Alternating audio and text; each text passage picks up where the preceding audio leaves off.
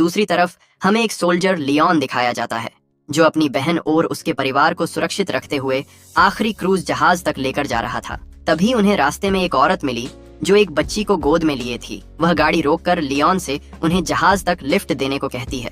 उस औरत के साथ उसका हस्बैंड भी था जिसे देखकर साफ पता चल रहा था कि वो इन्फेक्टेड है।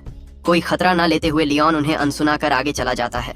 थोड़ी ही देर में वो सब शिप तक पहुंचकर उसमें चढ़ गए थे और सभी केबिन में बैठ आराम करने लगे। इस बड़े से जहाज की मंजिल जापान जाने तक की थी। तभी एक सैनिक ने आकर लियोन से कहा, हमें हांगकांग की ओर जाने का ऑर्डर मिला है। यह सुन लियोन कैप्टन के पास गया, लेकिन सवाल करने पर उसे डांट सुनने को मिली और साथ में यह भी कि तुम्हें जितना कहा गया है बस उतना करो। वहीं अंदर कैबिन में एक आदमी अपना शरीर घुमाकर अजीब सी हरकत करने लगता है क्योंकि वो इन्फेक्टेड होता है, जो बिना किसी को बताए कैबिन में घुस गया था। जब लियोन वापस कैबिन में लौटा तो हर जगह उसे खून के निशान दिखे। यह देख वह और भी सतर्क होकर आगे बढ़ने लगा। अचानक एक ज़ोंबी उस पर हमला कर देता है, लेकिन लियोन ने उसे शूट कर मार गिराया। वह केबिन में अंदर जाने के बाद अपनी आंखों पर यकीन नहीं कर पाता। उसने देखा सभी लोग इन्फेक्टेड हो चुके थे, यहाँ तक कि उसकी बहन का बेटा भी। लेकिन लियोन की बहन सही सलामत थी। वह अपने बेटे को पकड़ रो रही होती है। तभी लियोन उससे कहता है, हमें यहाँ से जल्द ही निकलना होगा। अचानक कुछ ज़ॉम्बीज़ ने लियोन पर हमला कर दिया, लेकिन वह उन्हें भी शूट कर मार गिराता है। उसने अपनी बहन को जल्द ही भागने को कहा, लेकिन ज़ॉम्बीज़ उसे घेर कर दबोच लेते हैं। उसी वक्त उसका पति जेमिन वहां आता है तो वह अपनी आंखों पर यकीन नहीं कर पाता। वह अपनी पत्नी को बचाने अंदर जाना चाहता था, लेकिन लियोन जल्द ही दरवाजा बंद कर देता है और उसे रोक अंदर नहीं जाने देता। दोनों बड़े दर्द के साथ रोते रहते हैं। आज से करीब 4 साल बाद लियोन और उसकी बहन का पति जेमिन उस जहाज के जरिए हांगकांग पहुंच गए थे। लेकिन यहाँ उनकी जिंदगी अच्छी नहीं थी क्योंकि लियोन को अपनी बहन की मौत का गम सताता रहता है। वो दोनों एक तरफ दर्द में जी रहे थे, साथ ही वहाँ के आम लोग भी उन्हें पसंद नहीं करते क्योंकि वो दोनों दूसरे देश के रहने वाले हैं। जेमिन ने शिकायत करते हुए लियोन से कहा, तुमने उस दिन अपनी बहन को बचाने में पूरी कोशिश नहीं की थी, इसलिए वो ज़ॉम्बीज़ का शिकार बन गई। एक दिन हांगकांग का एक गैंगस्टर जो लियोन और उसकी टीम का बॉस था, उनके पास आकर कहता है कि तुम्हें कोरिया वापस जाना होगा और साथ ही ट्रक में भरे पैसे लेकर वापस आना है। अब कोरिया मानो पूरी तरह से ज़ॉम्बीज़ की चपेट में था, लेकिन ज़ॉम्बीज़ पैसों में बिल्कुल इंटरेस्ट नहीं रखते। बॉस उन्हें बताता है, हमारा एक मेंबर पैसे लाने में कामयाब हो ही गया था, लेकिन वापस आते वक्त उसका ट्रक पलट गया और ज़ॉम्बीज़ ने उसे घेर कर वहीं मार दिया। अगर तुम और तुम्हारी टीम के लोग $20 मिलियन वाले ट्रक का माल इकट्ठा कर वापस लाने में कामयाब हो जाएं, तो उसकी आधी रकम मैं तुम्हें दे दूंगा। लियोन इस सौदे पर राजी हो जाता है। उसकी टीम में जेमिन, एलन और मिनहू भी थे, जो सभी मिलकर यह मिशन पूरा करने के लिए निकल जाते हैं। लियोन और उसकी टीम शिप में सवार होने के बाद पूरा प्लान तैयार करते हैं। गैंग के लोग शिप को समुद्र की तरफ ले गए और उन्होंने लियोन की टीम को जरूरत की चीजें, हथियार और फोन भी दिए। फिर वो सभी एक लाइफ बोट में तैरते हुए समुद्र किनारे पहुंचते हैं। जहाज वहीं रुककर उनका इंतजार कर रहा था। वह उतरने के बाद शहर की तरफ जाते हैं तो वहां उन्होंने देखा हर जगह सन्नाटा छाया हुआ था और इमारतें तहस महस हुई दिख रही थीं। न तो कोई इंसान और न ही कोई जानवर। तभी मिनहू ने एक कार का दरवाजा खोला और किस्मत से चाबियां कार में ही लगी होती हैं। कार स्टार्ट करने के बाद वो ट्रक की तलाश में निकल पड़े। एलन कार ड्राइव करती है क्योंकि वह ज़ॉम्बी वायरस फैलने से पहले टैक्सी चलाने का काम करती थी। अचानक उन्होंने एक ट्रक देखा जो पार्किंग में खड़ा था। जल्द ही लियोन कार से उतरकर आगे जांच करने जाता है, लेकिन उस ट्रक की नंबर प्लेट वो नहीं थी जो वे ढूंढ रहे होते हैं। तभी लियोन को कोने से आवाज सुनाई दी। लियोन, जो डरने वालों में से नहीं होता, आवाज का पीछा करते हुए उसके पास जाने लगा। उसने राइफल के नाइट विजन स्कोप से देखा तो कहीं सारे ज़ॉम्बीज़ उसे खाने के लिए घूर रहे थे। डर के मारे वो पीछे हट जाता है और जल्द ही कार में बैठ जाता है। फिर ग्रुप ने ट्रक ढूंढना शुरू कर दिया। थोड़ी दूर जाने के बाद आखिरकार उन्हें ट्रक दिखाई दिया जो एक पुल के नीचे खड़ा था। हम देखते हैं कोई आदमी उन्हें बिल्डिंग में खड़ा दूरबीन से देख रहा होता है। जेमिन ने ट्रक का दरवाजा खोला तो उन्होंने देखा अंदर रखे बैग पैसों से भरे हुए होते हैं। जब वो ड्राइवर सीट तक पहुंचे तो वहां ड्राइवर उन्हें मरा हुआ मिला। जेमिन अंदर चढ़कर उसे कार से बाहर निकालने की कोशिश करने लगा। तभी उस मुर्दे ने अचानक अपनी आंखें खोलीं। वो जेमिन को खाने की कोशिश करता है और जेमिन की गलती से ट्रक का हॉर्न बज गया। इतने में ही लियोन ने उस ज़ॉम्बी को गोली चलाकर मार डाला।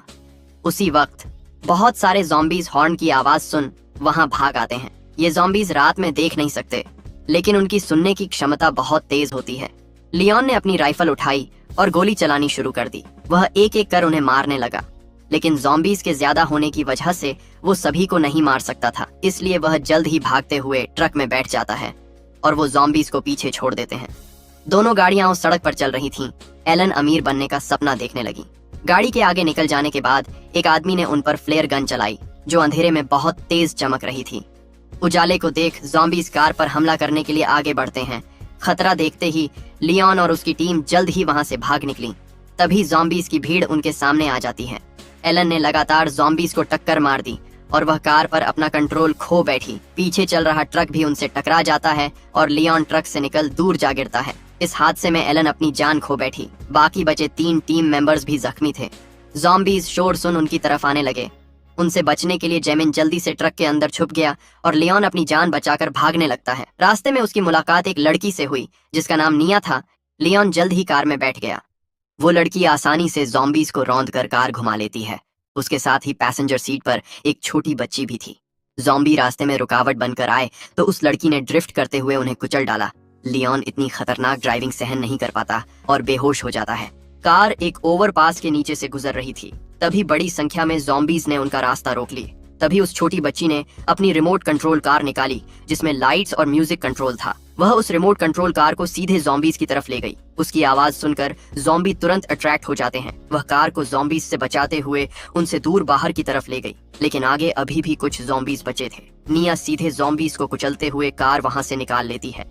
वहीं दूसरी तरफ जेमिन बिना कोई बचने की उम्मीद के साथ ट्रक के अंदर होता है और उसे चारों तरफ से ज़ॉम्बीज ने घेर रखा था। अचानक एक एडवर्टाइजिंग ट्रक तेज आवाज के साथ वहां से गुजरता है।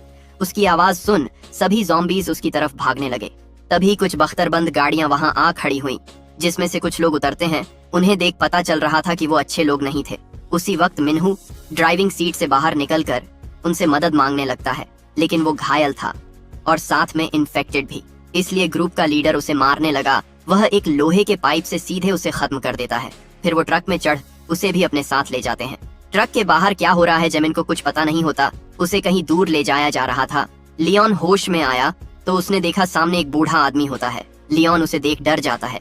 दरअसल वो आदमी निया का दादा था। उसी वक्त एक औरत वहां आई। लियोन ने उसे देख तुरंत पहचान लिया। उसका नाम स्कारलेट था। वो वही औरत होती है जो उसे रास्ते में मिली थी और मदद मांग रही थी। वो अपनी बेटी के साथ उस भयानक हालात से बच निकली और यहाँ तक कि उन्होंने लियोन की मदद भी की।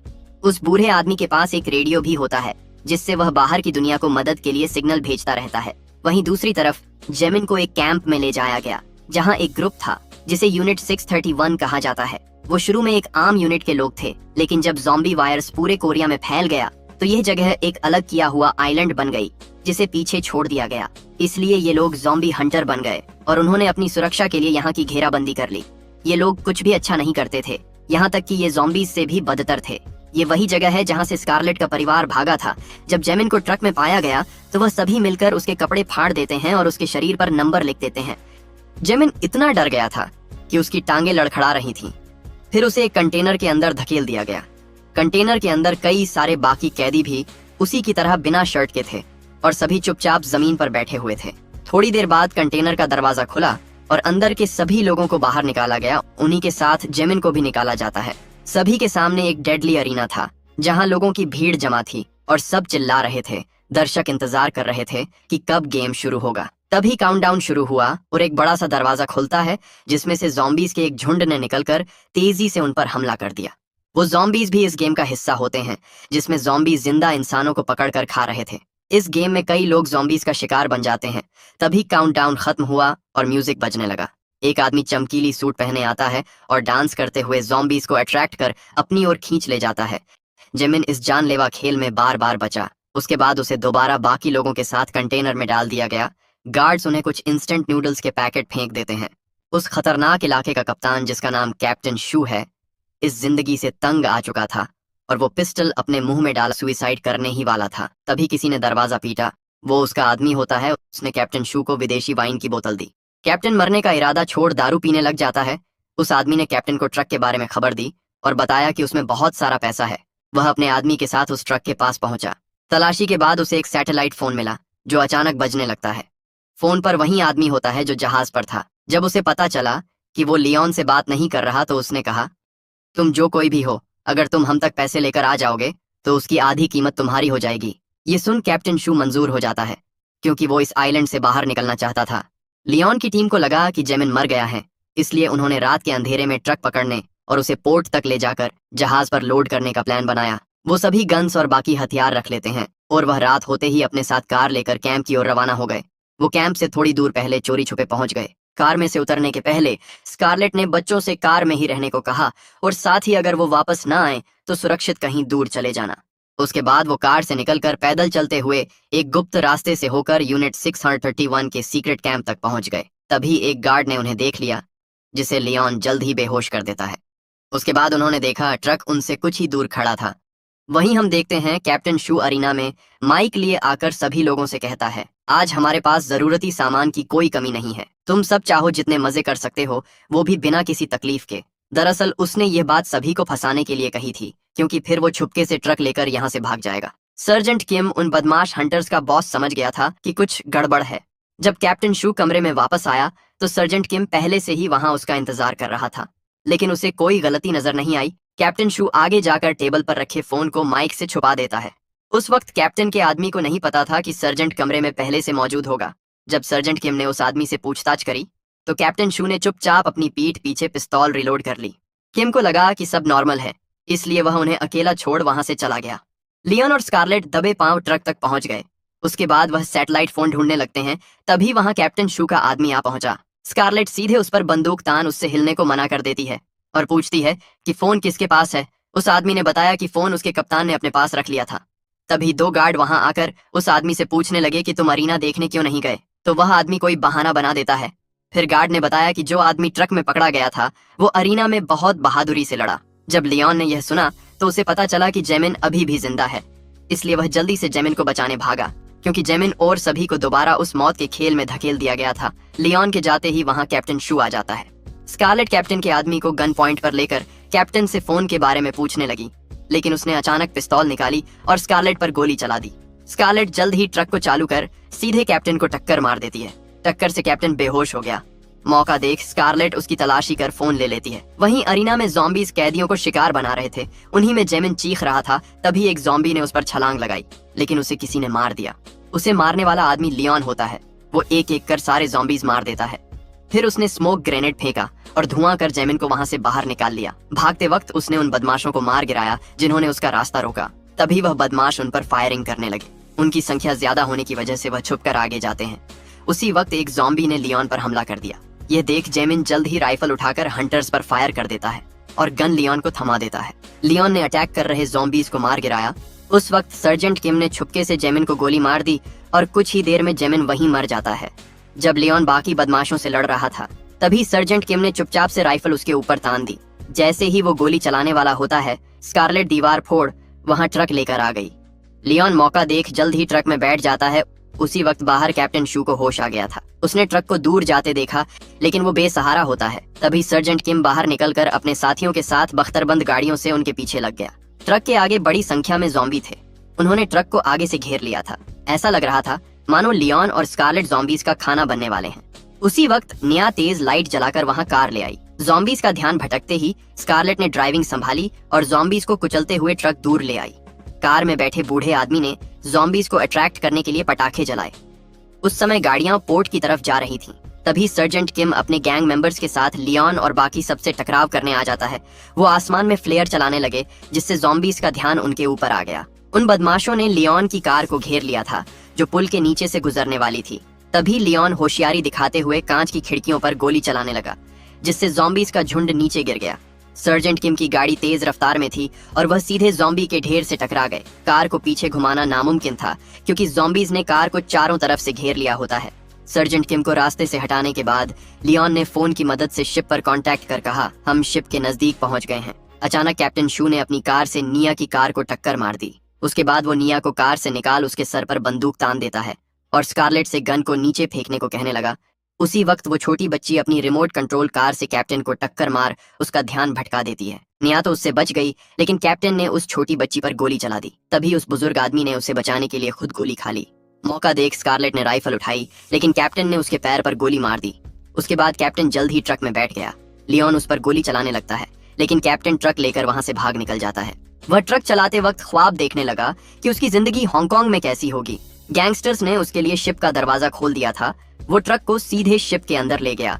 सभी गैंगस्टर्स तालियों से उसका स्वागत करने लगे। ट्रक में पैसे चेक करने के बाद एक आदमी आकर कैप्टन को लगातार गोली मार देता है। अगर ये कैप्टन को नहीं मारते तो उन्हें अपनी आधी रकम उसे देनी पड़ती। तभी हम देखते हैं कैप्टन मरा नहीं था, वह ट्रक को रिवर्स में ले जाकर शिप से बाहर निकाल देता है।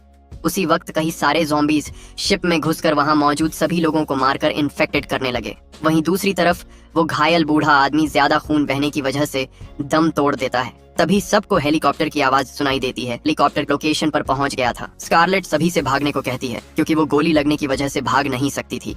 स्कारलेट के कहने पर नाया और वह छोटी बच्ची भागते हुए आतिशबाजी करने लगी, जिससे उन्होंने हेलीकॉप्टर का ध्यान अपनी तरफ खींच लिया। लियोन अपनी गोद में छोटी बच्ची को लेकर हेलीकॉप्टर की ओर भागने लगता है, लेकिन बड़ी संख्या में ज़ॉम्बीज उनकी ओर आ रहे थे, जिन्हें स्कारलेट शूट कर मार गिरा रही थी। स्कारलेट जल्द ही ट्रक में चढ़कर पूरी ताकत से हॉर्न बजाते हुए ज़ॉम्बीज को अट्रैक्ट कर लेती है। ज़ॉम्बीज ने उसे चारों तरफ से घेर लिया था। वहीं बच्चे और लियोन हेलीकॉप्टर तक पहुंच जाते हैं। निया रेस्क्यू टीम से उसकी मां को बचाने की रिक्वेस्ट करने लगी, लेकिन बचाव कर्मी ने कहा अब बहुत देर हो चुकी है। स्कारलेट, जो अभी भी ट्रक में थी, आत्महत्या करने का फैसला करती है क्योंकि वो ज़ॉम्बीज जैसा नहीं बनना चाहती थी। उसी वक्त लियोन अपनी राइफल लेकर आगे जाते हुए फायरिंग करने लगा। गोली की आवाज सुनते ही स्कारलेट के बचने की उम्मीद बढ़ गई। वह जोरदार तरीके से ज़ॉम्बी को मार गिराने लगी। मौका देख स्कारलेट गाड़ी से उतर उनकी तरफ भागते हुए आ रही थी। लियोन भी उसके पीछे आ रहे ज़ॉम्बीज को शूट करने लगा और साथ ही उसने ज़ॉम्बीज पर स्मोक बॉम्ब फेंक दिए। धुएं के बीच से होते हुए स्कारलेट आखिरकार हेलीकॉप्टर तक आ जाती है और अपनी बेटियों को गले लगा लेती है। वहीं लियोन भी बच निकलता है और सभी रेस्क्यू टीम के साथ हेलीकॉप्टर में बैठ चले जाते हैं। और इसी के साथ हमारे कहानी का एंड भी यहीं हो जाता है।